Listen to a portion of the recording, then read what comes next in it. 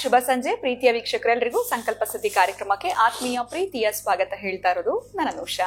ನೀವು ಕೂಡ ನಿಮ್ಮ ಅದೃಷ್ಟದ ಕೀಯನ್ನ ಪಡೆದುಕೊಳ್ಬೇಕು ಅಂತಂದ್ರೆ ಕೆಲವೇ ದಿನಗಳು ಉಳಿದಿರುವಂತದ್ದು ಕಾರ್ಯಕ್ರಮ ನೋಡ್ತಿರುವಂತಹ ಹೊಸ ವೀಕ್ಷಕರಿಗೆ ಇದ್ರ ಬಗ್ಗೆ ಹೆಚ್ಚಿನ ಮಾಹಿತಿ ಬೇಕು ಅಂದ್ರೆ ಸ್ಕ್ರೀನ್ ಮೇಲೆ ನಿಮ್ಗೊಂದು ವಾಟ್ಸ್ಆಪ್ ಸಂಖ್ಯೆ ಬರ್ತಾ ಇದೆ. ಸೊ ಆದಷ್ಟು ಬೇಗ ಆ ನಂಬರ್ಗೆ ನೀವು ಮೆಸೇಜ್ ಮಾಡೋದ್ರಿಂದ ನಿಮ್ಮ ಅದೃಷ್ಟದ ಕೀಯನ್ನ ಇದೇ 26ನೇ ತಾರೀಕು ನೀವು ನೇರವಾಗಿ ಬಂದು ಪಡೆದುಕೊಳ್ಬಹುದು. ಇನ್ ಕೇಸ್ ನೇರವಾಗಿ ಬರೋದಕ್ಕೆ ನಿಮಗೆ ಸಾಧ್ಯ ಆಗ್ತಿಲ್ಲ ಅಂತಂದ್ರೆ ಆದಷ್ಟು ಬೇಗ ನಂಬರ್ಗೆ ಮೆಸೇಜ್ ಮಾಡಿ ನಿಮ್ಮ ವಿಳಾಸವನ್ನ ನೀವು ಕಳಿಸ್ಕೊಟ್ರೆ ನೀವಿರುವಂತಹ ವಿಳಾಸಕ್ಕೆ ಅದನ್ನ ಕಳಿಸ್ಕೊಡ್ತಾರೆ. ಬಟ್ ಇದು 26ನೇ ತಾರೀಕು ಒಳಗಡೆ ಮಾಡುವಂತ ಪ್ರಕ್ರಿಯೆ ಆಗಿರುತ್ತೆ. ಇನ್ನು ಎಂದನಂತೆ ಕಾರ್ಯಕ್ರಮದಲ್ಲಿ ನಮ್ಮ ಜೊತೆ ಇದ್ದಾರೆ ಸ್ಪಿರಿಚುವಲ್ ಗುರು ಡಾಕ್ಟರ್ ವಿಷ್ಣು ದತ್ತ ಗುರುಜಿಯವರು. ಗುರುಗಳನ್ನ ಕಾರ್ಯಕ್ರಮಕ್ಕೆ ಬರ್ಮಾಡ್ಕೊಳ್ಳೋಣ. ನಮಸ್ತೆ ಗುರುಗಳೇ, ಕಾರ್ಯಕ್ರಮಕ್ಕೆ ಆತ್ಮೀಯ ಸ್ವಾಗತ. ಪ್ರತಿಯೊಬ್ರು ಅವ್ರವ್ರ ಫೀಲ್ಡ್ ಅಲ್ಲಿ ಉತ್ತಮವಾಗಿರುವಂತ ಒಂದು ಸ್ಥಾನವನ್ನ ಕಾಣ್ತಾ ಇರ್ತಾರೆ ಅಂತ ಹೇಳ್ಬೋದು. ಇನ್ ಕೆಲವ್ರಿಗೆ ಎಲ್ಲ ಒಂದೊಂದು ಲೆವೆಲ್ 3, 2 ಎಲ್ಲ ಬಂದಿರ್ತಾರೆ. ಒಂದು 5 ಇಂದ 3 ವರೆಗೂ ಬಂದಿರ್ತಾರೆ, 2 ವರೆಗೂ ಬಂದಿರ್ತಾರೆ. ಆ 1 ರೀಚ್ ಆಗ್ಬೇಕು, ಅದು ಒಂದು ಹೋಗಕ್ಕೆ ಅವ್ರಿಗೆ ಆಗ್ತಾ ಇರೋದಿಲ್ಲ, ಅಥವಾ ಅದೊಂದು ಸ್ಟೆಪ್ಗೆ ಟಚ್ ಆಗೋದಕ್ಕೆ ಬಹಳ ಕಷ್ಟ ಆಗ್ತಾ ಇರುತ್ತೆ ಅಂತ ಹೇಳ್ಬೋದು. ಸೊ ಇದೇನಾದ್ರೂ ಯಾವ್ದಾದ್ರು ದೇವರದ್ದು ಶಾಪ ಆಗಿರುತ್ತಾ, ಎಲ್ಲಿ ಅವ್ರಿಗೆ ಅಡೆತಡೆಗಳಾಗಿರುತ್ತೆ, ಇದನ್ನೇನಾದ್ರೂ ನಾವು ಕಂಡಿಡ್ಕೊಳ್ಬೋದಾ ಗುರುಗಳೇ? ಎಲ್ಲ ಆಗ್ಬಿಟ್ಟಿರುತ್ತೆ, ಆ 98 ವರೆಗೂ ಹೋಗಿರ್ತೀವಿ, 100 ಟಚ್ ಆಗ್ಬೇಕು ಅಂದ್ರೆ ಅಲ್ಲಿ ನಮ್ಗೆ ಆ 2 ಪಾಯಿಂಟ್ ಮುಂದೆ ಹೋಗ್ಲೇಬೇಕು. ಸೊ ಇದಕ್ಕೆ ಏನಾದ್ರೂ ಶಾಪ ಇದ್ರೆ ಅದನ್ನ ಹೆಂಗ್ ನಾವು ಕಂಡಿಡ್ಕೊಳ್ಬಹುದು, ಅಥವಾ ಅದರಿಂದ ಹೆಂಗ್ ನಾವು ಹೊರಗಡೆ ಬಂದು ನಮ್ಮ ಗೋಲ್ನ ರೀಚ್ ಆಗ್ಬಹುದು, ಇದ್ರ ಬಗ್ಗೆ ತಿಳಿಸ್ಕೊಡಿ. ಓಂ ವಿಶ್ವಸ್ಮೈ ನಮಃ. ಪ್ರೀತಿಯ ಬಂಧುಗಳೇ, ಒಳ್ಳೆ ಪ್ರಶ್ನೆನೆ ಮಾಡಿದ್ರಿ. ಕಾರಣ ಏನಂತಂದ್ರೆ, ನಮ್ಮ ಹುಡುಗ ಒಬ್ಬ ಒಂದು ಬಿಸ್ನೆಸ್ ಮಾಡ್ತಾನೆ, ನನ್ನ ಹತ್ರ ಹೇಳ್ಕೊಂಡಿರಲಿಲ್ಲ, ಹೇಗಿದ್ರು ಆಗ್ತಾ ಇದೆಯಲ್ಲ ಬಿಡು ಅಂತೇಳಿ. ಒಂದಷ್ಟು ಮಟ್ಟಕ್ಕೆ ಮಾಡ್ಕೊಂಡಿದ್ದ. ಒಂದು 20% ಬೆಳವಣಿಗೆ ಕಂಡ್ರು, ಇನ್ನು 80% ಮೈನಸ್ ಇತ್ತಲ್ಲ, ಇವತ್ತು ನಾಳೆ ಆಗುತ್ತೆ ಬಿಡು ಅಂತ ಸುಮ್ಮನಿದ್ದ. ಒಂದು ದಿವಸ ಹೀಗೆ ಕಾಲ್ ಮಾಡಿದಾಗ ಮಾತಾಡ್ತಿದ್ದೆ, ಹೀಗೆ ಇಲ್ಲ ಸ್ವಾಮೀಜಿ, 98-99% ಸಕ್ಸಸ್ಸೇ ಕಾಣ್ತಾ ಇದೆ ನನಗೆ.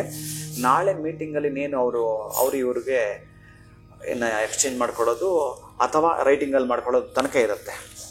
ಇದಕ್ಕೆ ಮೊದಲೊಂದು 10 ಮೀಟಿಂಗ್ ಆಗಿರುತ್ತೆ. ಅಲ್ಲಿ ನನಗೆ ಡೌಟ್ ಬಂದರೆ ಬಿಟ್ಬಿಡ್ತಿದ್ದೆ. ಆದರೆ ಇದು ಈ ಹಂತಕ್ಕೂ ಕೈ ಕೊಡುತ್ತೆ ಅನ್ನೋದನ್ನು ತಿಳಿಸಿದಾಗ ಆಕೆ ಒಂದು ರೆಮಿಡಿ ಕೊಟ್ಟಿದ್ದೆ. ನಾನು ಆವಾಗ ತಿಳ್ಕೊಂಡೆ, ನಾನು ಇದೇನು ಈಗ ನೀವು ಅಂದ್ರಲ್ಲ, ದೈವ ನಿಂದನೆ ಮಾಡಿದ್ದರೆ ಬಹುಶಃ ನೀವು ಈಗ ಮಾಡಿದ್ದೀರೋ ನಮ್ಮ ಕರ್ಮಕ್ಕೆ ದೇವರೇ ಇಲ್ಲ ಅಂತ ಅಂದರೂ ಕೂಡ ಇಲ್ದಾಗೆ ಮಾಡ್ತಾರೆ. ಅದಕ್ಕಾಗಿ ಹಿಂದಿನದ್ದಾಗಿರ್ಬೋದು, ದೈವ ನಿಂದನೆ ಸಲ್ಲದು. ಅದರಲ್ಲಿ ಗುರು ನಿಂದನೆ ಮೊದಲೇ ಸಲ್ಲದು. ಚೆನ್ನಾಗಿ ಬರೆದಿಟ್ಕೊಬೇಡಿ. ನಿಮ್ಮ ಕರ್ಮಕ್ಕೆ ಯಾರನ್ನೋ ಹೊಣೆ ಮಾಡಲೇಬೇಡಿ. ಯಾವ ಜೀವಂಚ ಕಾಲವೋ ಮಾಡಬೇಡಿ. ಏನು ಹೇಳ್ತಾರಲ್ಲ, ದೈವ ಬಗೆದರೆ ಗುರು ಕಾಯುವ ಅಂದರೆ, ಗುರು ನಿಂದನೆ ನಿಮಗೆ ಯಾವುದೇ ಕಾರಣಕ್ಕೂ ಕೂಡ ನೀವು ಮಾಡೋ ಹಾಗಿಲ್ಲ. ಹರ ಮುನಿದರೆ ಗುರು ಕಾಯುವ, ಹರ ಮುನಿದರೆ ಗುರು ಕಾಯುವ, ಗುರುವನೆದರೆ ಹರ ಕಾಯುವನೇ. ನೋ, ಅಲ್ಲಿ ನೀವು ಯಾವುದೇ ಕಾರಣ ಕಾಂಪ್ರಮೈಸ್ ಮಾಡ್ಕೊಳಕ್ಕೆ ಹೋಗಬೇಡಿ, ಆಗೋದೇ ಇಲ್ಲ. ದೇವರಿನಿಂದ ಸ್ವಲ್ಪ ಎಕ್ಸ್ಕ್ಯೂಸ್ ಇದೆ ನಿಮಗೆ, ಹಾಗೂ ಹೀಗೆ ಒಂದು ಪೂಜೆಯಲ್ಲಿ ವ್ಯತ್ಯಾಸ ಆದ್ರೆ ನಡೆದು ಬಿಡುತ್ತೆ. ಆದರೆ ಗುರು ಅನ್ನುವವ ನಿಮಗೆ ಗುರು ಮಾರ್ಗದರ್ಶನ, ದೇವರನ್ನು ತೋರಿಸೋದು ಗುರುವೇ. ದೇವರು ಇದಾನೋ ಇಲ್ವೋ ತಿಳಿಸೋದು ನಿಮಗೆ ಗುರುವೇ.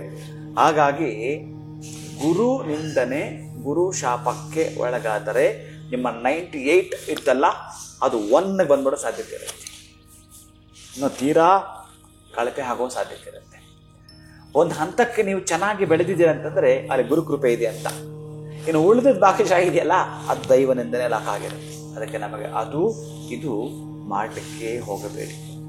ಅದಕ್ಕೆ ಗುರುಗಳ ಕೃಪೆಗೂ ನಾವು ಒಳಗಾಗಬೇಕು. ನಮ್ಮ ಪ್ರಾರಬ್ಧ ಏನು ಪಡೆದುಕೊಂಡು ಬಂದಿದ್ವು ಅದರ ಸಕ್ಸಸ್ ಅಂತ ಕಾಣಬೇಕು ಅಂತಂದರೆ, ಒಂದು ಚೆನ್ನಾಗಿ ನೆನಪಿಟ್ಕೊಂಬಿಡಿ. ನಿಮ್ಮ ಡೇಟ್ ಆಫ್ ಬರ್ತ್ ಅಥವಾ ನೀವು ಹುಟ್ಟಿದ ದಿನ, ಇಷ್ಟ ದೇವರು ಅಥವಾ ಕುಲದೇವರು, ನಿಮ್ಮ ಮನೆಯ ದೇವರು ಯಾವ ಇರುತ್ತೋ ಆ 3 ದೇವರು ಸಂಬಂಧಪಟ್ಟ ಹಾಗೆ ಯಾವುದಾದ್ರೂ ಒಂದು ದೇವಸ್ಥಾನಕ್ಕೆ ಒಂದೇ ಟೈಮಿಂಗ್ಸ್. ಇವತ್ತು ನಾನು ಹೋಗ್ತೇನೆ ಗುರುಗಳೇ, ಶುಕ್ರವಾರ 9 ರಿಂದ 10 ಗಂಟೆ ಹೋಗ್ತೇನೆ ಅಂದ್ಕೊಳ್ಳಿ. ಅದು ನಿಮ್ಮ ಕುಲದೇವರಾಗಿರಬಹುದು, ಮನೆ ದೇವರಾಗಿರ್ಬೋದು, ಇಷ್ಟ ದೇವರಾಗಿರ್ಬೋದು. ಕುಲದೇವರು ಮನೆ ದೇವರಿಗೆ ವ್ಯತ್ಯಾಸ ಇದೆ. ಆಮೇಲೆ ಈಗ ಒಂದೇ ಅನ್ಕೋಬೇಡಿ ನೀವು. ಕುಲದೇವರು ಅಂತಂದರೆ ನಿಮ್ಮ ಕುಲದವರು ಇರ್ತಾರಲ್ಲ, ಕುಲದವರೆಲ್ಲ ಸೇರಿ ಒಂದು ದೇವರಿಗೆ ಪೂಜೆ ಮಾಡ್ತೀರಿ, ನಿಮ್ಮ ಸಮೂಹ. ಮನೆ ದೇವರು ಅಂತಂದರೆ ನಿಮ್ಮ ವಂಶ ಪರಂಪರಾನುಗತವಾಗಿ ಪೂಜೆ ಮಾಡ್ಕೊಂಡು ಬಂದಿರ್ತಾರೆ, ಅದು ಮನೆ ದೇವರು, ಅದೆಲ್ಲ ದೂರ ಇರುತ್ತೆ. ಈ ತರಹದ್ದು ಆ ಕ್ಷೇತ್ರಕ್ಕೆ ತಿಂಗಳಿಗೆ 1 ಬಾರಿ ಹೋಗ್ತಿರೋ, ವಾರಕ್ಕೆ 1 ಬಾರಿ ಹೋಗ್ತಿರೋ, ಒಟ್ಟಾರೆಯಾಗಿ ನಿಮ್ಮ ನಕ್ಷತ್ರವಾದರೂ ಇರಬೇಕು, ನಿಮ್ಮ ಡೇಟ್ ಆಫ್ ಬರ್ತ್ ಆದರೂ ಇರಬೇಕು. ಆ ದಿನದಲ್ಲಿ ಅದೇ ಟೈಮಿಂಗ್ಸ್ ಹೋಗ್ಬೇಕು. 4 ಸಲ ಹೋಗ್ಬೇಕು, ತಿಂಗಳಿಗೆ 1 ಬಾರಿ ಅಂತೆ. 99 ತನಕ ಯಾರು ಹತ್ತಿದ್ದೀರಿ, ಇನ್ನು 1% 2% ಆಗಬೇಕಲ್ಲ, ಅವರುಗಳಿಗೆ ಇದು ಬಹಳ ಚಮತ್ಕಾರ ಮಾಡಿಕೊಡುತ್ತೆ. ಈ ಡೇಟ್ ಆಗಿರ್ಬೋದು, ನಕ್ಷತ್ರ ಆಗಿರ್ಬೋದು, ದಿನಶುದ್ಧಿ ಆಗಿರ್ಬೋದು. ಬಟ್ ಒಂದೇ ಟೈಮ್ ಮೇಂಟೈನ್ ಮಾಡಿ ಸಾಧ್ಯ ಆದಷ್ಟು. ಒಂದು 10 ನಿಮಿಷ ಈಗ ಆಗೋ ಬ್ಯಾಲೆನ್ಸ್ ಆದರೂ ಒಂದೇ ಟೈಮ್ ಅಪ್ಲಿಕೇಶನ್ ಆಗ್ತಾ ಬನ್ನಿ. ನೀವು 100% ಸಕ್ಸಸ್ ಆಗಿ ಬರ್ತೀವಿ. ಅದು ಯಾವುದೇ ಬಿಸ್ನೆಸ್ ಆಗಿದ್ರೂ ಸಕ್ಸಸ್ ಆಗ್ತಿತ್ತು. ಇದು ಕಟ್ಟಿಟ್ಟ ಗೊತ್ತು. ಇದನ್ನು ಮಾಡಿಕೊಳ್ಳಿ, ಮುಂದುವರೆದಾಗ ನಿಮಗೆ ಗೊತ್ತಾಗುತ್ತೆ. ಖಂಡಿತವಾಗ್ಲೂ ಗುರುಗಳೇ, ಎಲ್ಲೋ ಒಂದು ಕಡೆ ಅಷ್ಟು ನಾವು ರೀಚ್ ಆದಾಗ ಇನ್ನೇನು ನಮ್ಮ ಗೋಲ್ ರೀಚ್ ಆಗ್ಬಿಡ್ತೀವಿ ಅಂತ ಅನ್ಕೊಳ್ತಿರ್ತೀವಿ. ಬಟ್ ಎಲ್ಲೋ ಒಂದು ಅಡೆತಡೆಯಿಂದ ಅದು ಕಂಪ್ಲೀಟ್ ಆಗ್ತಾ ಇರೋದಿಲ್ಲ. ಸೊ ಅದಕ್ಕೆ ನಮ್ಮ ಇಷ್ಟ ದೇವರಾಗಿರ್ಬೋದು, ಕುಲ ದೇವರಿಗೆ ಆರಾಧನೆ ಹೇಗೆ ಒಂದೇ ಸಮಯದವನ್ನ ನಾವು ಬಳಸ್ಕೊಳ್ಬೇಕು, ಉಪಯೋಗಿಸ್ಕೊಳ್ಬೇಕು ಅನ್ನೋದ್ರ ಬಗ್ಗೆ ತಿಳಿಸ್ಕೊಟ್ರಿ. ಬಹಳ ಧನ್ಯವಾದಗಳು ತಮಗೆ. ನಮಸ್ಕಾರ. ಹರೇ ಶ್ರೀನಿವಾಸ. ಸೊ ನಿಮಗೂ ಕೂಡ ಲೈಫ್ನಲ್ಲಿ ನೀವು ಮಾಡ್ತಾ ಇರುವಂಥ ಕೆಲಸದಲ್ಲಿ ಈ ರೀತಿಯಾಗಿರುವಂಥ ತಡೆ ಆಗ್ತಾ ಇದೆ ಅಂತಂದ್ರೆ ಗುರುಗಳು ತಿಳಿಸ್ಕೊಟ್ಟಿರುವಂಥ ಈ ಸಿಂಪಲ್ ಆಗಿರುವಂಥ ರೆಮಿಡಿಯನ್ನು ನೀವು ಫಾಲೋ ಮಾಡ್ಬೋದು.